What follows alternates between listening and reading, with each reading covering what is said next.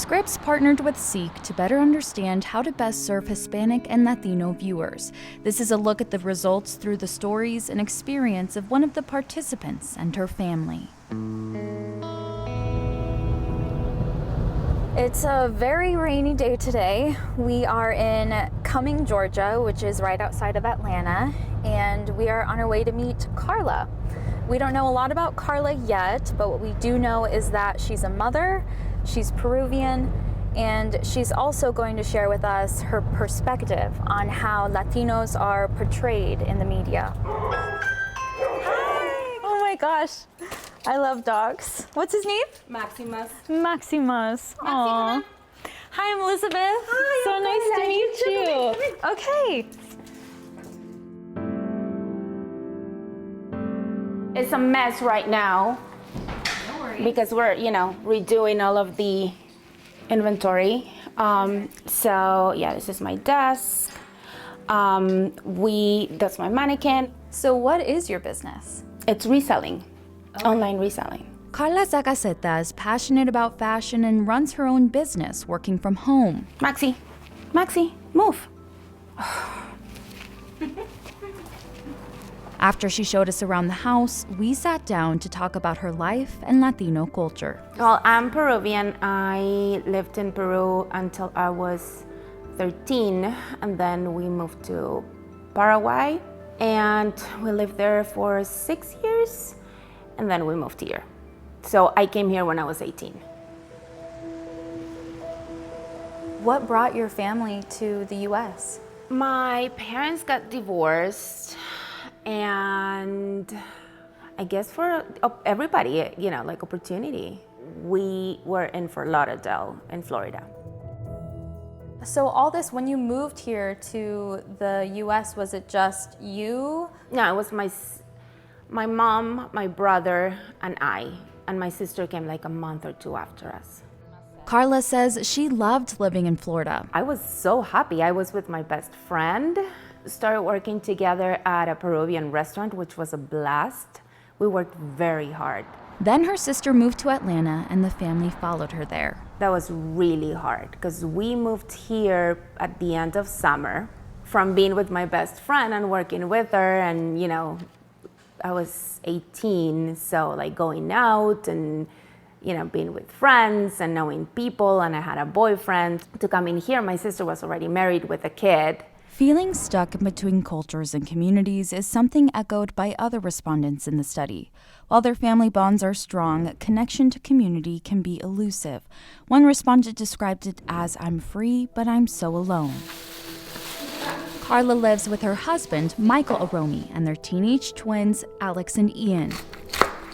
Do you feel like you've been able to keep your kids connected to Peruvian culture even though they were born here? Yeah. With the food, mostly, they're not very interested in Peruvian culture. And also because my husband was born here, that changes a lot. Those waning connections to traditions contributed to a lack of belonging for other study participants too, as well as a need to assimilate. One person said, "I guess I kind of feel like an outsider even though I'm proud to be Latina." Carla says society still separates Latinos because there's a lack of accurate representation of them, or representation period, in the media. And she says it's an issue that extends to other groups. We should normalize Latinos on TV, and we should normalize Blacks on TV.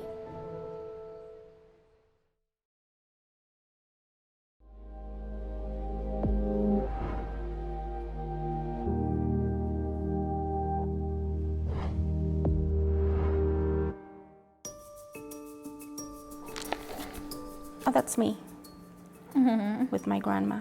Carla brought out some old photos to show us memories from her childhood in Peru and Paraguay. It's the three of us. Oh, your sister looks a lot like you. Yeah, we do.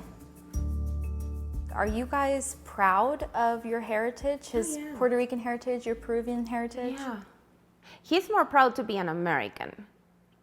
But I'm very proud of my heritage, yes. How do you feel like Latinos are represented in news media?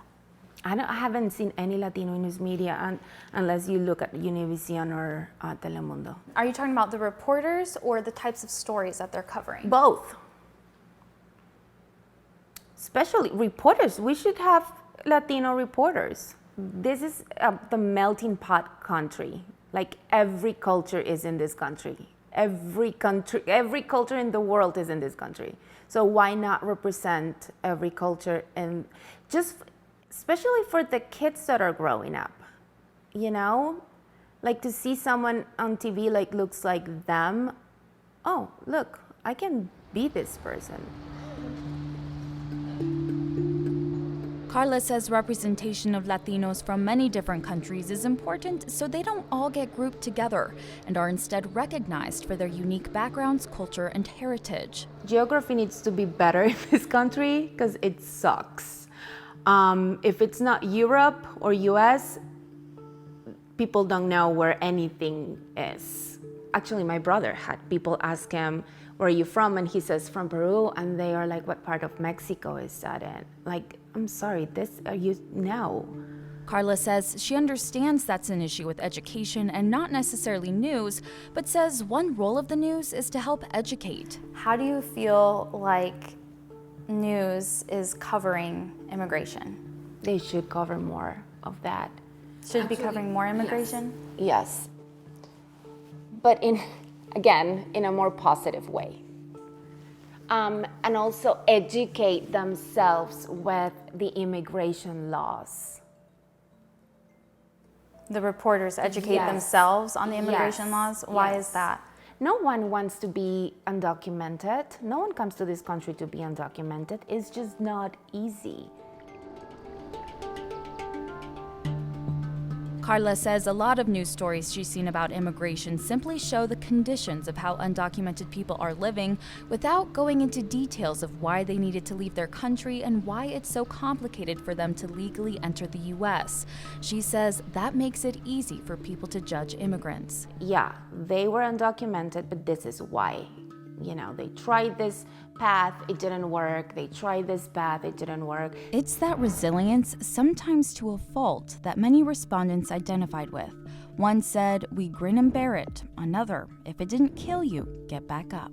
So what kind of news stories have you seen about immigration? I've seen the ones that have been deported. I've seen when those, the kids that were in cages, which is, most of them are still haven't seen their parents yet after, 3 years now? Listen, it shouldn't matter what color they are. It shouldn't matter that they're Hispanic. It shouldn't matter if they are white, black, Chinese, whatever. There are children in cages. That's it. That's what should matter. And it didn't.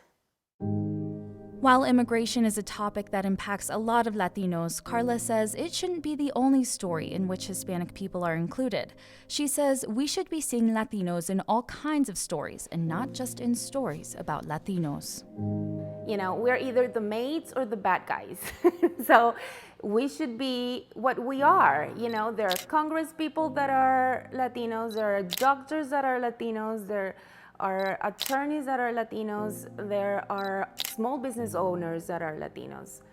So I do feel like we do need more representation, but not only us as Latinos, but also other races.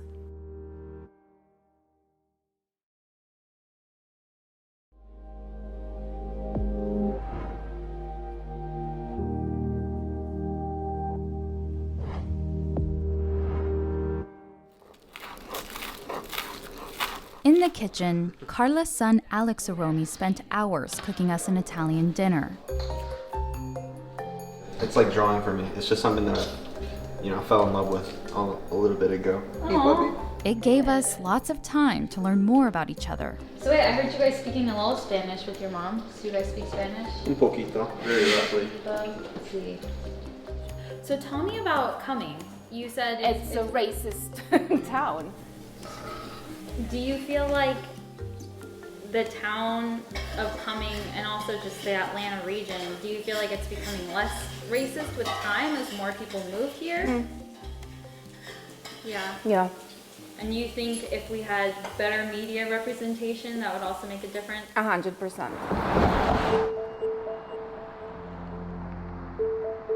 I would like to see good news about Hispanics.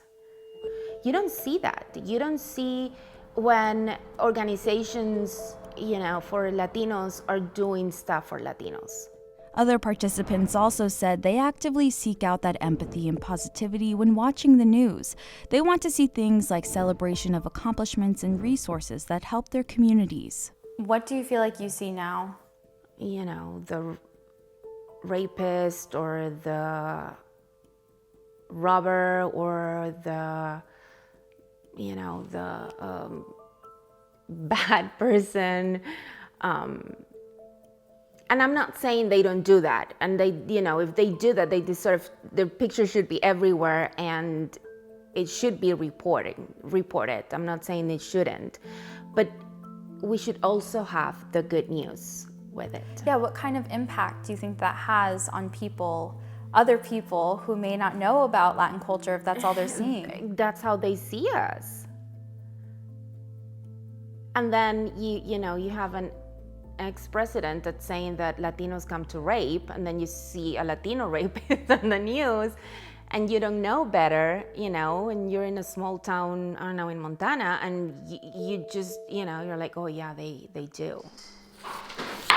Carla says it makes her nervous that her sons have darker skin because she's afraid they'll be racially profiled and targeted. We're in a good, safe neighborhood. And I don't let my kids go for walks at 10 o'clock at night. Why is that? Because they are, and this is hard, because I don't want a crazy neighborhood that doesn't know them call the police on them because they're just walking. Have they been treated poorly in the past? No, they were just called Mexicans at school, or people think that they are from Mexico. And how does that make you feel being grouped in with another culture? It bothered me at first, but now I don't think it bothers me anymore. I just feel pleasure when I correct them.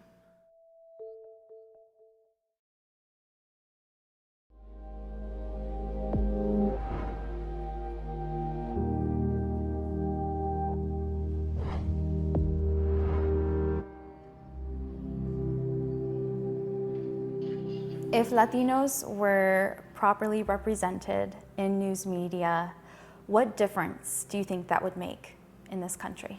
They would see us different, and maybe racism would be less. What I feel like I'm getting, and please tell me if I'm wrong, you don't want to be separated. Like, it's not like Exactly. by recognizing Yes. Latino culture, you want to be separated, but you simply want to see more stories with Latino people. And show that we're more similar than different. Even though, the culture is different, but the people are not. The humanity of the people is pretty much the same. Many respondents echoed this sentiment and said the news ignores Latinos except to diminish them. One person said, "You don't see or care about us until one of us does something bad." Another pointed out stark differences they see in the immigration discussion, saying when a white person does something, they're not called an illegal. At the end of the evening, we all sat at the table for dinner and had a chance to talk with Carla's husband, Michael. So now I have another question for you guys, and I want you to answer honestly. Do you watch local news on a regular basis? Not anymore. And why is that? Okay. I'm asking you to break down all right, walls, I'll be tell you completely exactly why. honest. Yes. Because please. I found out that there is a group that is buying a lot of local stations. And what they're basically doing is they're pushing whatever narrative comes from their headquarters. There was an exposure done on this group. And they had, just to give you a small indication, they had 12 different local TV stations that were broadcasting the local news. And there was a story in particular And verbatim, all 12 of them had the exact same script. It's scary, it's alarming, it should not ever be allowed to happen, but yet it is. And for me, I don't want to be funneled. I don't want to be told a narrative. Michael says he believes news has played a part in dividing the country. When January the 6th happened and I watched that on that TV right there, it told me how dangerous these narratives can become, how detrimental they can become, and how close we can really come to civil war. It is not a joke anymore. And these people are, fanatical, they're rabid, and we're coming up to a very, very big point in our time as Americans. So the information, the media information that comes out at this point has to be accurate, it has to be non-biased, and it has to be responsible and informative. It can't be slanted one way or the other. Carla and Michael say their hope is for news media to bring people together instead of tearing them apart. They say they'd like to see the news educate, hold leaders accountable, and let people know about resources available to them. Well, I thank you guys so much for sharing all of this, sharing your opinions. This is what we all need to hear. The intent of this is that we can learn and we can all do better. And so, thank you so much You're welcome. for being a part of this. We're happy to help.